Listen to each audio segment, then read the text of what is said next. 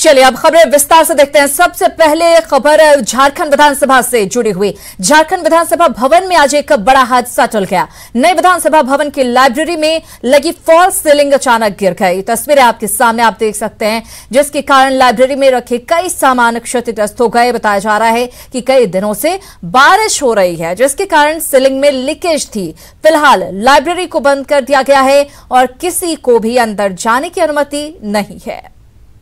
विधानसभा में आज एक बड़ा हादसा होते होते टला है, लेकिन सबसे अहम बात यह है कि ये विधानसभा के लाइब्रेरी में जिस तरह से फॉल्स सीलिंग टूट करके गिरी और उस दरमियान मजदूर यहाँ पर काम भी कर रहे थे और ये कहा जा रहा है कि कई दिनों से पानी का रिसाव हो रहा था छत से, जिसके कारण से अचानक इस लाइब्रेरी में जो फॉल्स सीलिंग लगा हुआ है छत में वो अचानक गिर गई और जिसके कारण से यहाँ जो लाइब्रेरी का जो रूम है उसमें जो लाइट जो लगे हुए हैं छत के ऊपर में, तो वो तमाम क्षति पहुंचा है। और उसके बाद जैसे ही ये घटना हुई है तो आप देखिए कि इस लाइब्रेरी को एहतियात के तौर पर लॉक कर दिया गया है और किसी को प्रवेश करने की अनुमति नहीं दी गई है। मामला संगीन जरूर है, क्योंकि इससे पहले विधानसभा में आग लगने की घटना हुई थी और उसके बाद ये दूसरी हादसा अभी देखने को आई है। कैमरा पर्सन केडी के साथ भुवन किशोर झा, न्यूज 18 रांची। तो सुरक्षा पर सवाल उठ रहे हैं। कुछ महीने पहले ही विधानसभा का नया भवन तैयार हुआ है, इसी साल इसे हैंडओवर किया गया है। ऐसे में सवाल उठता है कि महज कुछ महीनों में ही आखिर कैसे गिरी फॉल्स सीलिंग। जिस तरीके से यह घटना सामने आई है, सवाल उठना लाजमी है। क्या गुणवत्ता का ख्याल नहीं रखा गया निर्माण के दौरान, और क्या निर्माण कंपनी पर इसको लेकर कार्रवाई होगी? ये तमाम सवाल उठ रहे हैं। जिस तरह से ये एक ही महीने के भीतर दो घटनाएं सामने आई हैं, उसके बाद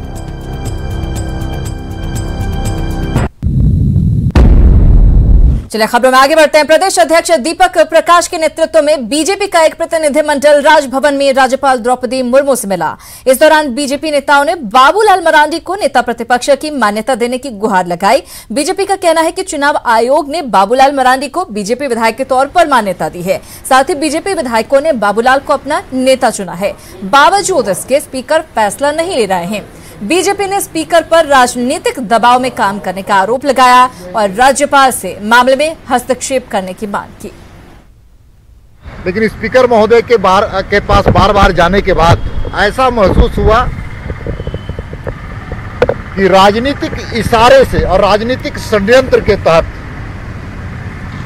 बाबूलाल मरांडी जी को विपक्ष का नेता बनाया नहीं जा रहा है। इसलिए आज हम सब ये प्रतिनिधिमंडल गुहार लगाने के लिए आए हैं महामहिम के पास, और महामहिम से भेंट करके हमने सारे विषयों को, उसके कानूनी पक्ष के, उनके संवैधानिक पक्ष को और इलेक्शन कमीशन ऑफ इंडिया के जो निर्देश है, उन सारे चीज़ों को राज्यसभा में जो भारतीय जनता पार्टी के वो विधायक के रूप में उनको दर्शाया गया है, उस हैसियत से उन्होंने वोट दिया है, ये सारी चीज़ों का उल्लेख करते हुए हमने एक मेमोरेंडम दिया है।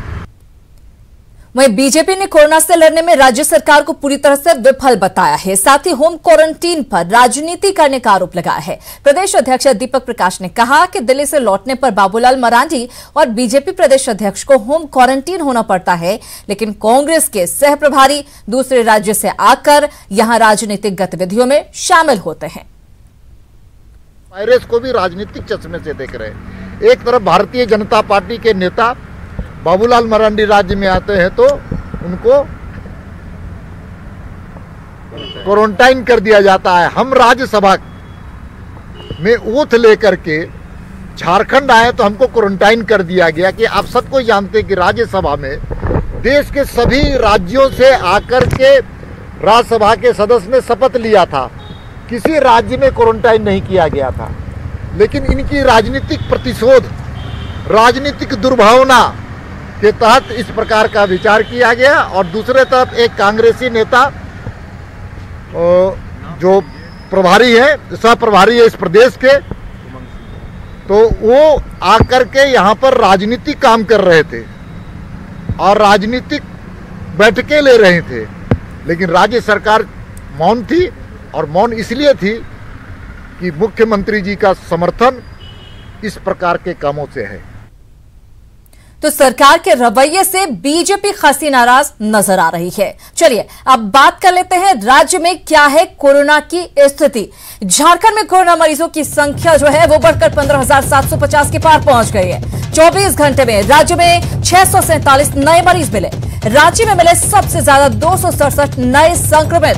24 घंटे में 3 लोगों की मौत हुई है, जबकि अब तक 145 मरीजों की जान गई है, यानी कि कुल मरने वालों का जो आंकड़ा है वो 145 है। राज्य में 24 घंटे में 680 मरीज ठीक हो चुके हैं इलाज के बाद। और राज्य में कोरोना के एक्टिव मरीज की बात करें तो ये आंकड़ा पहुंचा है 9,038। तो कोरोना अपडेट आपको दे रहे हैं। हम आपको बता दें तेजी से मामले बढ़ रहे हैं। 15,750 के पार आंकड़े पहुंच चुके हैं कोरोना के। 24 घंटे में झारखंड में कोरोना के 647 नए केस मिलने के साथ ही राज्य में कोरोना पॉजिटिव की संख्या बढ़कर 15,777 हो गई है। लेकिन अच्छी बात है कि पिछले 24 घंटे में राज्य में 680 की संख्या में कोरोना पॉजिटिव ठीक होकर अपने घर गए हैं, जिसके चलते राज्य में जो रिकवरी रेट है वो 2% बढ़ा है। पहले 38.71% राज्य में रिकवरी रेट था, जो बढ़कर 41.85% हो गया है। लेकिन फिर भी बावजूद इसके राज्य में 9,038 ऐसे मरीज हैं, एक्टिव मरीज हैं, जिनका इलाज अलग अलग कोविड सेंटरों में चल रहा है। जबकि पिछले 24 घंटे में इलाज के दौरान 3 मरीजों की मौत हो गई, और जिसकी वजह से राज्य में मरने वाले की जो संख्या है वो बढ़कर 145 हो गई है। एक और खराब बात या चिंता की बात यह है कि राज्य में जो डबलिंग डे है वह भी राष्ट्रीय आंकड़े से काफी कम है। राज्य में जिस रफ्तार से कोरोना बढ़ रहा है, 12 दिन का डबलिंग रेट है, यानी कि 12 दिन में कोरोना पॉजिटिव की संख्या दुगनी हो जाएगी अगर यही रफ्तार रहा तो। एक चिंता की बात है, इसलिए सजग रहें, सचेत रहें और कोरोना को हराएं। कैमरामैन अमित के साथ उपेंद्र, न्यूज 18 रांची। तो सजग रहने की जरूरत है, सचेत रहने की जरूरत है। इधर हम आपको बता दें लगातार कोरोना को कंट्रोल करने के दावे किए जा रहे हैं, लेकिन ये दावे कितने सही हैं, सरायकेला की खबर बता रही है। सरायकेला के सरकारी स्कूलों में वितरित किए जाने वाले किट में बड़ी अनियमितता सामने आई है। डीसी ने पूरे मामले में जांच के निर्देश दिए हैं। दरअसल कोरोना वायरस संक्रमण से सुरक्षा को लेकर स्कूली बच्चों को जागरूकता चित्रों के साथ नोटबुक और पढ़ाई की अन्य सामग्री विद्यालय किट के रूप में उपलब्ध कराई जानी है। विद्यालय किट के लिए क्लास वाइज पैसे स्कूलों को भेजे गए हैं, लेकिन किट की खरीदारी में स्कूल प्रबंधन घपला कर रहा है।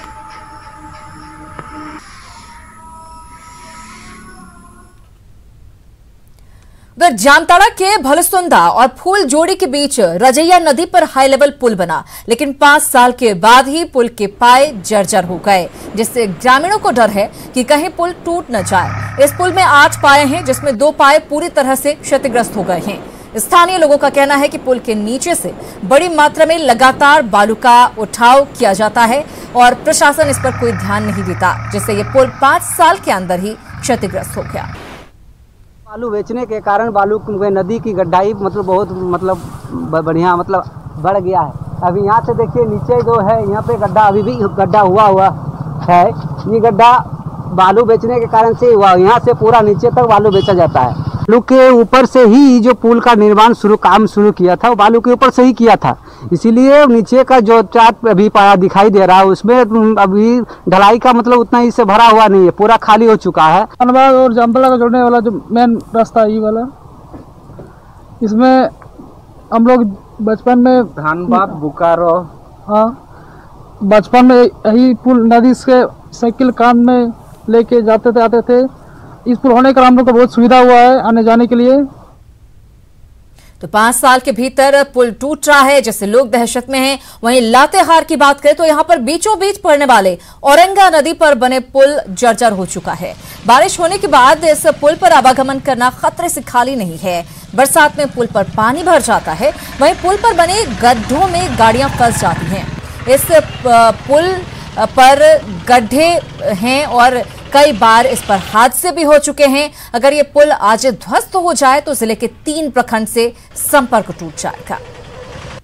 लातेहार शहर के बीचों बीच पड़ने वाला यह औरंगा नदी पर जो पुल है ब्रिटिश जमाने का पुल है और इसकी स्थिति जो है काफ़ी दयनीय हो चुकी है, काफ़ी खराब स्थिति में है। यह पुल कभी भी टूट सकता है, धंस सकता है। बताते चले कि इस पुल पे इसकी स्थिति की वजह से कई बड़ी दुर्घटनाएं भी हो चुकी है। वहीं पास में सरकार के द्वारा करोड़ों की लागत से पुल बनवाया जा रहा है, जो कि पिछले 4 वर्षों से इसका निर्माण कार्य चल रहा है, परंतु इसको पूरा नहीं करवाया जा सका है।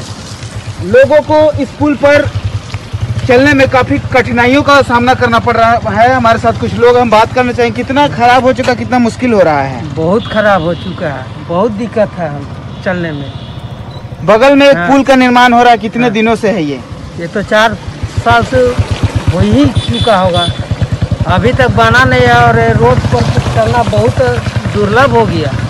जिस तरह से सड़क पर चलना लोगों का काफ़ी दुर्लभ हो गया है, बताते चले कि यदि इस पुल को समय रहते नहीं बनवाया जाएगा तो यह इस पुल के टूट जाने की वजह से 3 प्रखंड और सैकड़ों जो गांव है वह जिला मुख्यालय से कट जाएगा। न्यूज़ 18 के लिए लातेहार से विकास तिवारी। उधर साहेबगंज में बंदरगाह के निकट समदा के लिए जाने वाली सड़कों का बुरा हाल है। इसी सड़क से स्टोन लदे ट्रक गंगा में जहाजों पर लादे जाते हैं। स्टोन से भरे ट्रक गंगा से बड़े बड़े जहाजों से बिहार के अलग अलग जिलों में जाते हैं, लेकिन सड़कों की दुर्गति से आम लोगों का चलना इस पर दूभर हो गया है। सड़कों की हालत देख सकते हैं। वो कैसा है आप देखें कि ये समदा का घाट है जो गंगा के घाट पर जाती है, और इसे चिप्स भरे लदे जो ट्रक है उसके कारण सड़कों का जो दुर्गति है उसे आप देख सकते हैं कि यहाँ पे पैदल चलना भी यहाँ पे मुश्किल है। यहाँ पे जिस तरीके से कीचड़ का अंबार है और ट्रक लगातार जो है वो गिट्टी भरे ट्रकों का ये रास्ता है जो नाव पे लोडिंग होती है, बड़े बड़े ट्रक जाते हैं और इन गड्ढों से आम लोगों का जनजीवन भी खासा परेशान रहता है। और ये बताएं आपको, ये समदा का रोड है जहाँ पे ट्रक जो है वो भारी ट्रक जो है वो गिट्टी भरे ट्रक बिहार के कई जिलों में जाते हैं। और ये नज़ारा आप देखें कि जिस तरीके से सड़कों का हाल है उसे आप अंदाज़ा लगा सकते हैं कि किस तरीके से सड़कों की दुर्गति है, जिससे आम लोगों की परेशानी भी लगातार बढ़ती चली जा रही है। और ये लोगों की ये उम्मीद है कि बरसात के बाद जो प्रशासन का भरोसा मिला है सड़कों की मरम्मती का वो जल्द पूरा होगा। निशान, न्यूज़ 18 साहेबगंज। वहीं घाटशिला अनुमंडल के चाकुलिया प्रखंड नगर पंचायत में सड़क की हालत जर्जर है। यहाँ गड्ढे में सड़क है या सड़क पर गड्ढे, ये कहना मुश्किल है। सड़क की हालत ऐसी है कि आए दिन यहाँ पर हादसे होते रहते हैं, लेकिन इसे दुरुस्त करने की कोई प्रशासनिक कोशिश नहीं हो रही है। बीते 20 सालों से सड़क का निर्माण नहीं हुआ है। जमीन स्तर पर काम नहीं हो रहा, खाली हवाई काम हो रहा, माने खाली टैक्स लेने वाला काम हो रहा, माने धरातल पर जो काम होना चाहिए वो काम नहीं हो रहा। टैक्स बढ़ाइए, पानी का बिल बढ़ाइए, बिजली बिल बढ़ाइए, यही सब काम हो रहा है, लेकिन जो रोड नाला ये सब बनना चाहिए ये सब का बारे में लोग सोचता भी नहीं, इसके बारे में काम भी नहीं करता है। रास्ता की स्थिति बहुत ही खराब है। यहाँ से MP MLA सब गुजरता है, लेकिन रास्ता के ऊपर कोई ध्यान नहीं देता है। इसको जरूर ध्यान देना चाहिए। हाँ, ये नगर पंचायत की स्थिति अगर होगा ऐसा होगा तो इसे ठीक नहीं है। बहुत जल्द से जल्द ये ठीक हो जाना चाहिए। और झारखंड में अच्छे मानसून के बावजूद 9 जिलों में सामान्य से कम बारिश हुई है। गुमला, देवघर, खूंटी, पाकुड़, साहेबगंज, सरायकेला और पश्चिम सिंहभूम में औसत से कम बारिश हुई है। वहीं बोकारो और चतरा में भी कम बारिश हुई है। हालांकि बिरसा कृषि विश्वविद्यालय के मौसम वैज्ञानिक का कहना है कि जितनी बारिश हुई है वो खेती के लिए पर्याप्त है। उन्होंने कहा कि औसत से कम बारिश होने के बावजूद इन जिलों में जितनी बारिश हुई है वो खेती के लिए काफी है। में पूरे झारखंड के राज्य भर का औसत वर्षा 319-320 मिलीमीटर होता है और उसका लगभग 80% से ज़्यादा बारिश हुई औसत। लेकिन इंडिविजुअल ज़िला जो कुछ जहाँ पे आपको शॉर्टेज दिखता है 55%, 60%, 46%, तो परसेंटेज पे मत जाइए। वहाँ का किसी ज़िले का औसत ज़्यादा है, कहीं का जैसे पाकुड़ का 400 मिलीमीटर है, वहाँ पे अगर 200 मिलीमीटर बारिश हुई है तो 50% हो गया, काफ़ी चिंताजनक बात होगी परसेंटेज के हिसाब से। लेकिन मिलीमीटर बारिश जो है 200 मिलीमीटर बारिश हुई और पूरे जुलाई महीना में भले ही औसत 320 हो, लेकिन 200 या 150 से ऊपर मिलीमीटर जहाँ बारिश हो चुकी है जिस जिला में, वो पर्याप्त है खेती बाड़ी के लिए और उसका रिफ्लेक्शन आप देखिए कवरेज में। खबरें अभी और भी हैं, फौरन हाजिर होते हैं, कहीं मत जाइएगा।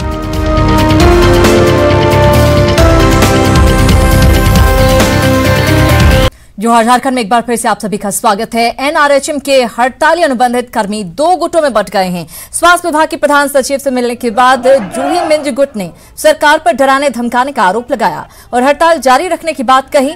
वहीं मीरा कुमारी गुट ने काम पर लौटने की बात कही। आपको बता दें कि पिछले 3 दिनों से सेवा स्थायीकरण की मांग को लेकर एनआरएचएम के अनुबंधित मेडिकल कर्मी और नर्स हड़ताल पर हैं।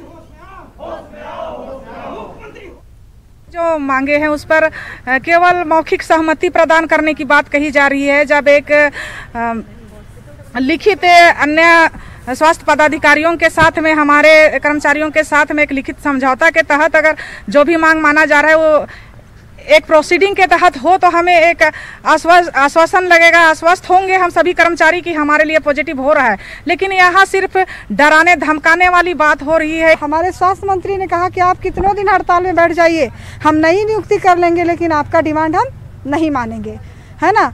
तो अब जब वो जिद पे अड़े हैं कि हम नहीं मानेंगे, तो मानवता को देखते हुए हम लोगों को पब्लिक के साथ और जनता के साथ अन्याय नहीं करना चाहिए। इसीलिए हम लोगों ने निर्णय लिया कि अभी हम कुछ समय देते हैं सरकार को कि वो हमारी जो सेवा। और इसी के साथ इस बुलेटिन में फिलहाल इतना ही, लेकिन न्यूज़ 18 बिहार झारखंड पर खबरों का सिलसिला लगातार जारी है।